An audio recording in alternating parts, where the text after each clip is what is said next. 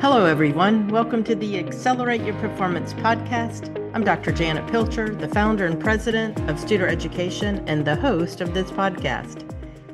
As education begins a new school year, I'm reminded of my own experiences as a former student, teacher, and administrator. I remember the excitement and anticipation of this time of year. I also remember the people who walked the journey with me, the educators who made a difference in my life as a student, the peer teachers who mentored me as a young teacher, the leaders who encouraged me, the parents who shared simple gifts of appreciation. I will forever be grateful for these experiences, and I love reliving those experiences as I watch students and educators of all ages begin a new year. These reflections always bring me back to one truth. Education is transformational. This means that those who participate in and support education are part of transforming lives. This work matters, and we all have memories of those who touched our lives as students or even as educators. These remarkable humans need to be reminded how remarkable and appreciated they are. And we need the opportunity to show our appreciation.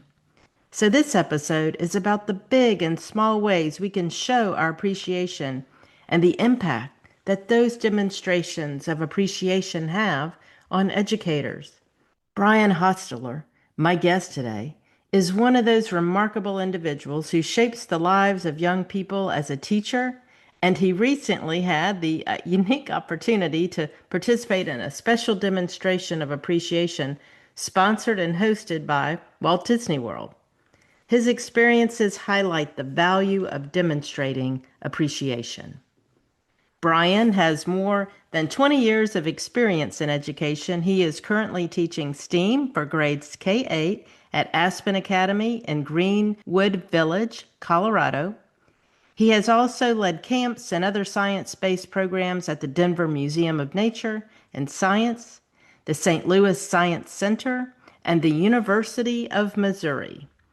He has been a guest many times on local news outlets, teaching anchors about some of the wonderful and weird things science can show you every day. He holds a BS in elementary education and an MED in science education from the University of Missouri.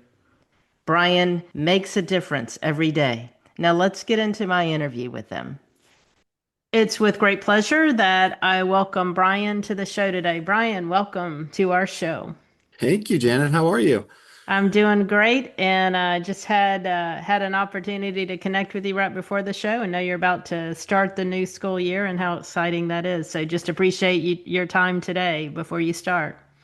No problem. It's good to be able to come in and chat a little bit before we get into the kids. They're out Yeah, there. they're there and ready for you. Oh, yeah. So, Brian, you recently had the honor of participating in the Disney Imagination Campus Celebration. So, tell us a little bit, if you would, about that experience and what you plan to do with what you learned. Well, first of all, Disney is amazing. Disney does so much for so many groups of people out in the world. And I didn't even know that they did this teacher appreciation thing at the time. But when I first got the notification that I won, I thought it was a hoax. I teach STEM and I teach STEAM. So if I got fished on a scam of some kind and I end up giving my social security number out, I'd never hear the end of it. The kids would be making fun of me forever. So I did a lot of checking to make sure. But yeah, I did indeed win this trip to go to Disney World for a couple of days. During that time, we went to four different parks, and it was all it was all paid for by Disney. So they flew us out there. We got to go and stay at this really amazing contemporary resort right there by Disney World. We did a lot of the rides and stuff that we could do, but we also got this really crazy special red carpet experience at Disney. So instead of, just giving us park passes and letting us go wander around, we had early admission to the park. So we actually got to go there early before anybody, before even the early admission folks got to go, because we were with this special group. And that treatment of like taking the time and being a special group continued the entire time. So we got like a little breakfast in Tomorrowland. Eventually, we got to be in the 3 o'clock Oh, parade, which was so crazy. And then at night, we actually got to do the fireworks at Epcot and have a special dinner at Epcot, also with GM, who was a co-sponsor of the day. So, yay, GM, thank you. And yeah, we got to see the fireworks from there. We got to walk around a little bit at Epcot at night at the after the fireworks, which was super crazy. it is. Yeah. So it was an amazing experience. As someone who lives in Florida, not pretty far from Orlando, about 8 hours away, but still, just the years of Disney and the connection with that company. They do good work, Brian. Thank you for the recognition there and for what they did for you and others, recognizing you as teachers. Just really special. So well deserved for all the teachers who do such unbelievably great work with young people each and every day. So the Disney experience was done in recognition of the National Teacher Appreciation Week. And Brian, we spend a lot of time in our work here at Studer Education focusing on reward and recognition and the value of that and helping educators know that they matter and know that what they do, show them intentionally what they do, how they matter and how they're valued in what they do. So, what does it mean to you to be recognized for your work with students, and how does that matter to you and to other teachers? I think teachers have a long history of feeling underappreciated. I think that many of us feel that we don't get a day off in some ways, especially if you're in a Mhm. small town. Everybody knows you. Everybody knows you're a teacher. Even if you live in a big town, everybody knows you're a teacher. You're on all the time. And when you're teaching, you're on 6 hours a day every day. How you compensate for that, I don't know. Money is good and important, but I think oftentimes at the end of the day, teachers do this because we love the kids that we work with. We love families that we work with. We want to make a difference in people's lives. And not saying don't pay us. Pay us, please. Yeah. Money good. However, I think that really what it comes down to is we get this amazing chance to work with kids all the time. And we love getting that appreciation back. Parents see that, and just knowing that we're seen is so important. Knowing that our own parents recognize the fact that we are here late grading papers, and we are here early getting ready to grade papers, and we are here. First day of school is my birthday. Oh, Where well, I'm not happy doing birthday to anything. you. Thank you. It's coming up, but that's just what we do. We plan having babies around our school schedule. We plan getting married around our school schedule. This is all super typical, and any teacher listening will understand exactly what I'm talking about. So, having any kind of appreciation when the parents get to say thank you, or when we get to hear thank you, is super important. With Disney, when they recognize it, they have the ability to just do something insane, this creative, Extraordinary. Right. totally out of this world.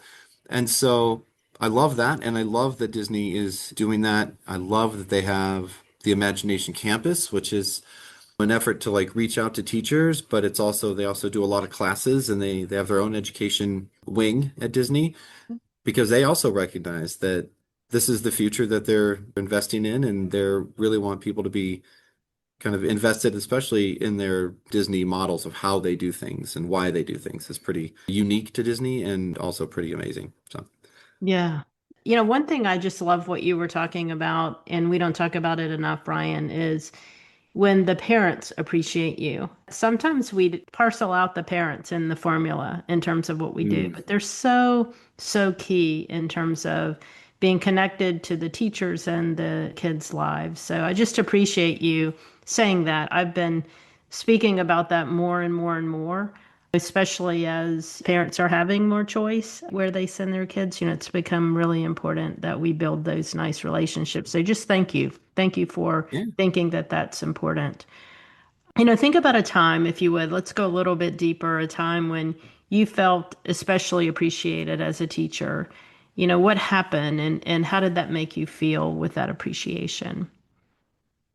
I think it's not even one particular instance. It's those parents that I know maybe can't afford to send me to Disney World. The parents that I know can't afford to get me $100 gift card to Amazon or whatever. But the parents that maybe I get a $5 Starbucks gift card, and I know that was hard for that family. That cost them something. That is almost more impactful sometimes than a trip to Disney World is great, but that can almost be more impactful is when parents show you the value either with money or especially with things like time.